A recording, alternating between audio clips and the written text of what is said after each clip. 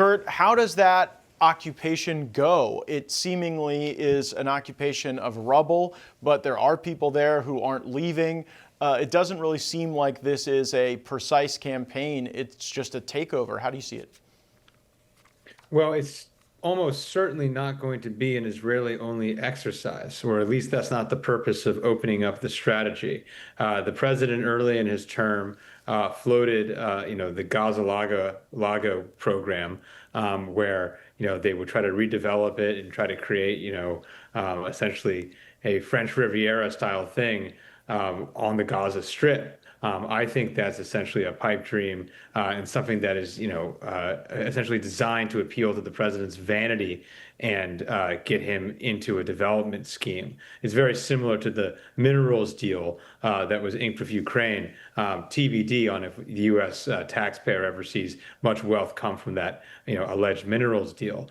I think the goal here is Netanyahu needs constant action. He needs to be seen doing something. Already, he's attrited the political gains he got from the so-called 12-day war, and he needs a new theater. And so that is the alleged occupation of Gaza. Then he'll call in to Uncle Sam in Washington and try to get concessions there. But I think the more worrying thing, and because we've seen this time and again, is that Netanyahu actually takes his eye off the ball relatively with Hamas. The real worry is that they're going to try to reopen the war with Iran in the autumn, as soon as September.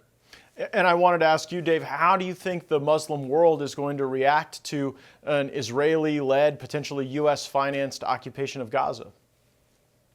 Well, with the U.S. supporting Israel to the hilt like this, there always is the risk of blowback terrorism. At this point, most of Israel's opponents in the region, including Hezbollah and groups that are near the Israeli border, are essentially neutered.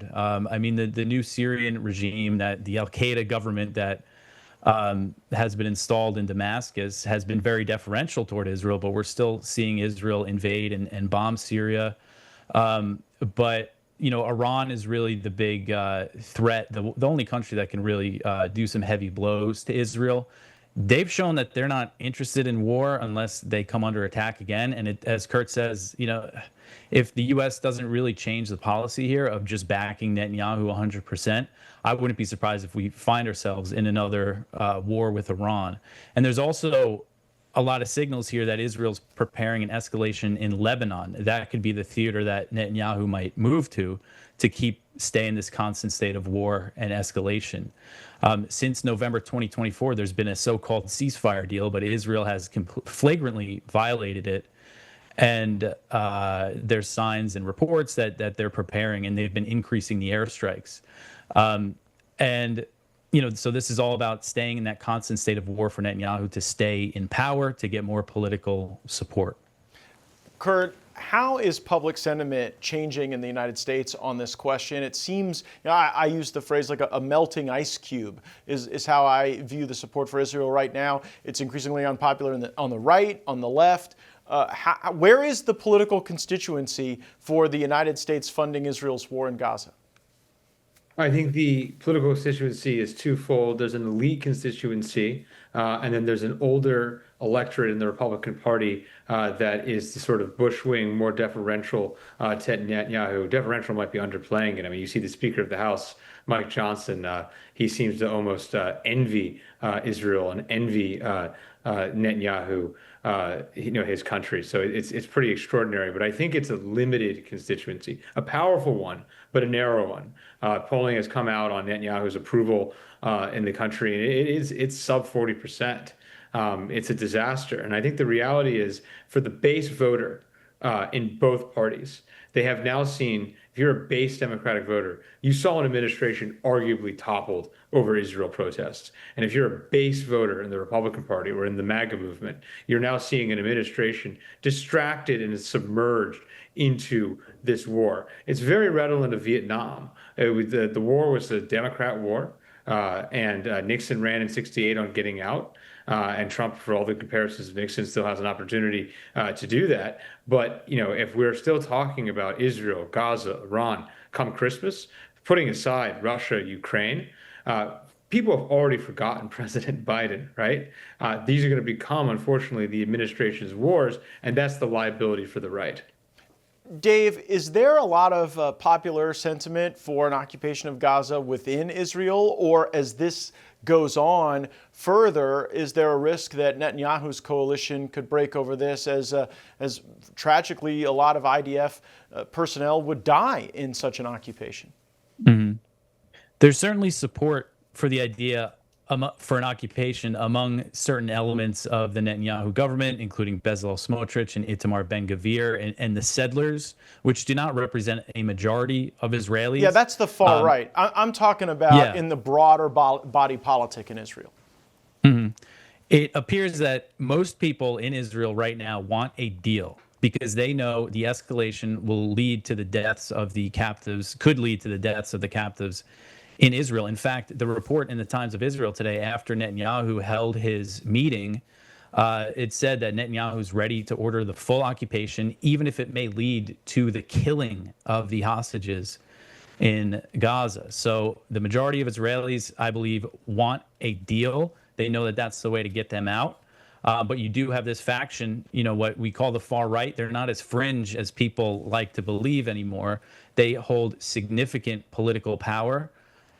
And they're, calling for settlement and occupation of Gaza. And there's also been indications that Netanyahu might actually start annexing territory in Gaza. And if that starts to happen, this is not going to end without, genocide, full-on genocide and ethnic cleansing of the Palestinian population. If Israel actually starts officially declaring, that this territory is now part of Israel, because that means they're never giving it up. Curt, how are the countries that are the signatories to the Abraham Accords feeling right now? Like if you're the UAE or some of these other Muslim countries, certainly within your own body politic, Israel's actions in Gaza have to be growing increasingly unpopular.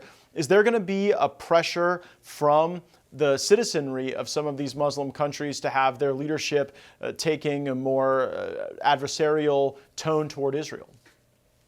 Yeah, I think the Abraham Accords exist, but it's been substantially weakened. It is basically turning into, as powerful as the Organization of American States. It meets, it has a function. Other countries may join it, but the real teeth, the real purpose of the thing, which was comedy and the end of war in the Middle East and an Israeli-led bloc in the region, I think is not happening.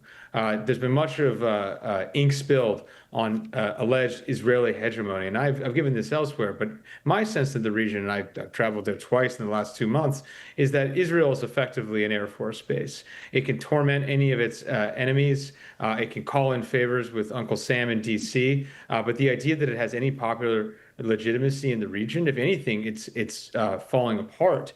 And Israel's politics itself are so unstable. Netanyahu can't just rest on his laurels. He actually got what he wanted. He's been trying to get the U.S. to bomb Iran for 30 years, and he got it, and the honeymoon lasted 7 weeks. And there really is, and to just go back to the previous topic, there really is no limit to what Netanyahu won't consider. Frankly, not to say that Hamas has